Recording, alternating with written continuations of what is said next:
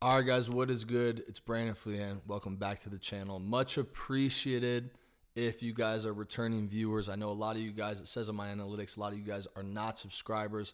It would mean a lot to me if you guys did subscribe before we get into the video.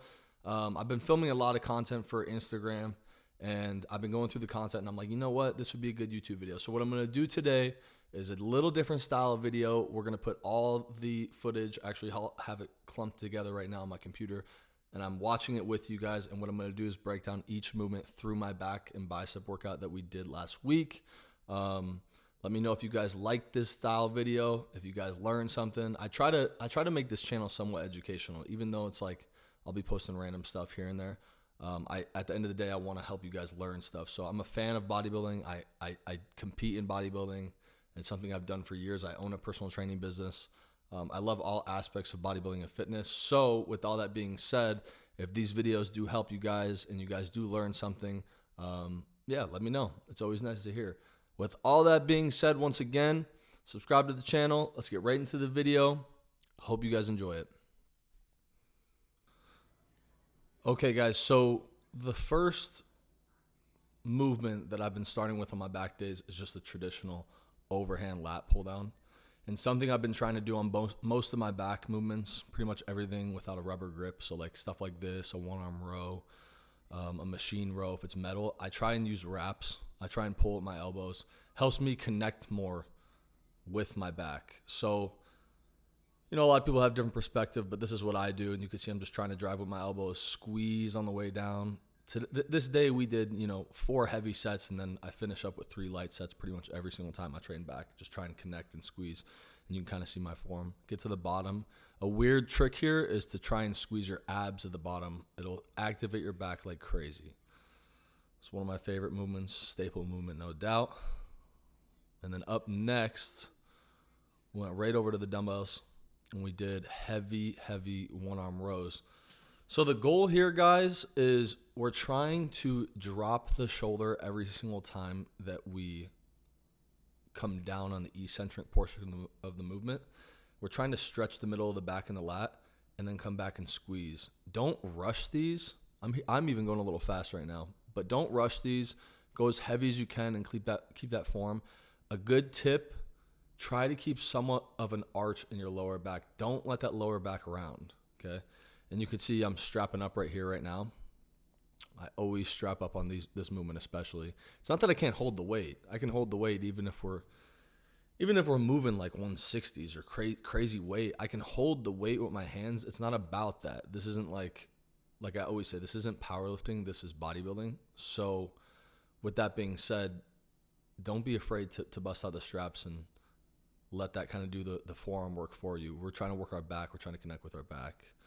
So here, we did 5 total sets here, and each set, I'm doing a little crazy face. Each set we went heavier and heavier. So I think this workout we maxed out around the 140s, 150s. But again, this is our second movement of the day. This was probably one of our heaviest movements we did, and I try to prioritize that. So like if I know it's going to be a heavy motion we're doing that day, you want to front load it in the beginning of the workout. You don't want to put your heavy stuff at the very end of the workout.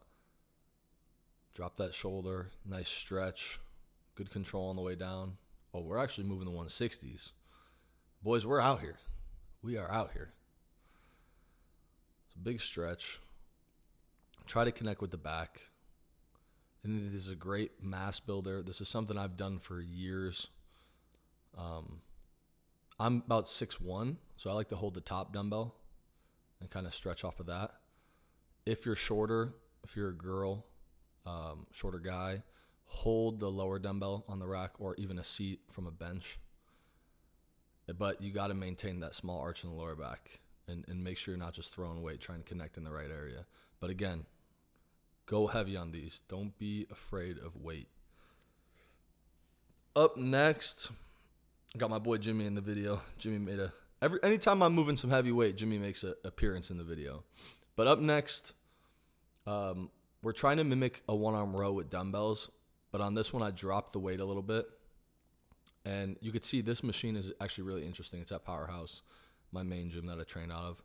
It doesn't typically, like a hammer strength one has a pad on your chest. It doesn't have a pad on the chest. It allows you to drop that shoulder, stretch, drop the shoulder, stretch. But you can see my lower back is arched, chest up, even though I'm coming down and stretching all the way. Middle of the back just opens up like crazy. It's such a great movement. If you guys don't have this, you can even hold like on the hammer strength. Typically, most commercial gyms have this, but a hammer strength has that pad. Put your hand on the pad, kind of sit back a little bit, drop that shoulder, try and look for that stretch. With this motion, as soon as I finish the motion, I walk right over to the squat rack. And this is Jimmy's idea. Not a staple movement in my back routine by any means. If I'm doing them, I'm usually doing deadlifts. But I was like, you're here, we're doing them. Screw it. So we did some rack pulls. I think we got up to 5 plates. I don't know if I put that in the video, but right here you're doing 4 plates. I like to pull on these. I don't like to pull just below the knee. For me, it's extremely uncomfortable. What I like to do is pull just above the knee, small arch in the lower back. At the top, let's pull our elbows and our scapula back. Squeeze the top of the back, but also be mindful of what we're trying to work, the lower back and the lower lats. So come back, small little row almost with your elbows. Don't go, I like to push some weight, but don't go crazy heavy on this, guys. Make sure you're connecting. If that means you start with a plate, start with a plate. I'm trying to build the back. I'm not trying to just move weight. It's me most likely giving Jimmy shit right now. So the next set, I think I did put it in here. You could hear Jimmy. I left the audio in too. The next set, we went up to 5 plates. And instead of doing a 1-arm row off the machine, what I did, since it was the last set and we're at 5 plates, pretty heavy weight, I did the rack pulls first and then moved to the 1-arm rows. Again, try and put more emphasis on that, on the heavier movement. Strapping up, double overhand. I'm not going over underhand and using no straps. We want to connect evenly through the back, guys. Double overhand, wrap up, pull the shoulder blades back, use your lower back. Move that shit. Lock out. Stand all the way up. Boom. Boom. One after another. One after another. I think here I got 12 reps. I try to keep the reps somewhat high. Right now, we're getting ready for a competition. The competition is December 18th. We're about 11 weeks and a few days out. So the volume is up, but the weights are pretty heavy. But I'm not going 3 reps, 5 reps. I mean, even in the offseason, I rarely do that. If I do, it's more so just for fun. Then you guys can see me head right back over to the 1-arm row. Again, look for a big stretch. You guys know how to do this, man. This one's cool, though, because instead of having that seat, you got a little bar right there that you kind of stabilize off of. So I haven't seen this machine in many other gyms. This is the only gym I've really seen it in. You can see this machine's got a rubber handle. It's so hard to wrap with a rubber handle, so I just said, screw it.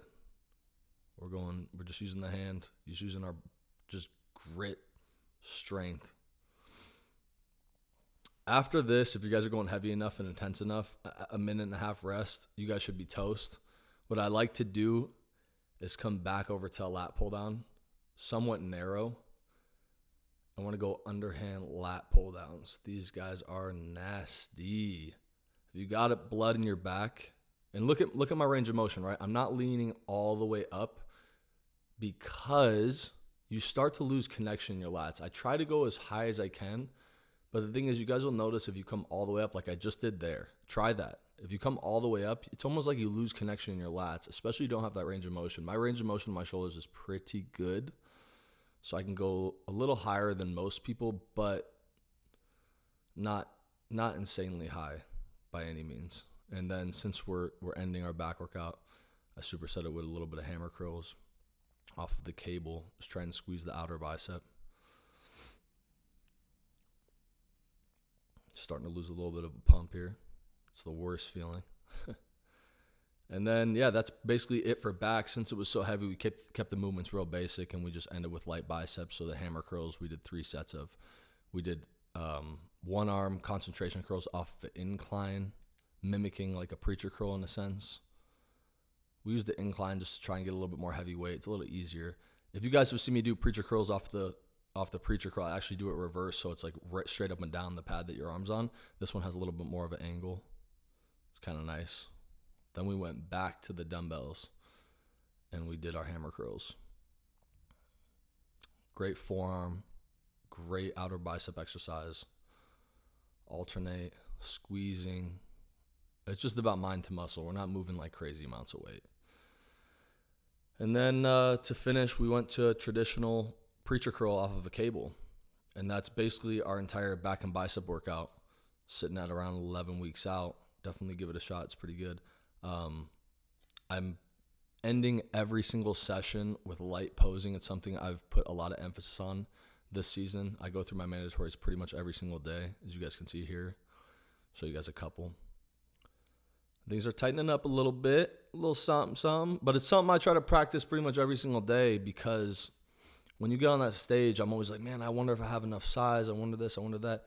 At the end of the day, yes, size does matter. It's bodybuilding. They put a weight cap on classic physique, but the way you present what you have is everything. So in the past, I would kind of just throw a routine together, randomly do routines. I've competed since I was 17 years old. I'm 27, so literally 10 years. That's wild to think about. But in the past, I wouldn't put much emphasis on posing. I was a good poser. My transitions were smooth. The way I sunk into the pose were good, but it came to me naturally. Now, I said, you know what? I'm going to pull back a little bit. I'm going to put a lot of emphasis on posing. I'm going to make myself, this is a national level show. If I go here, I turn pro. I'm going to make myself look like a professional, even at a national level show. So posing is something I do every single day. It's great for cardio, even though I don't count it as my cardio. You guys shouldn't either. If you're supposed to burn your calories on the treadmill or whatever you do for cardio, burn them there.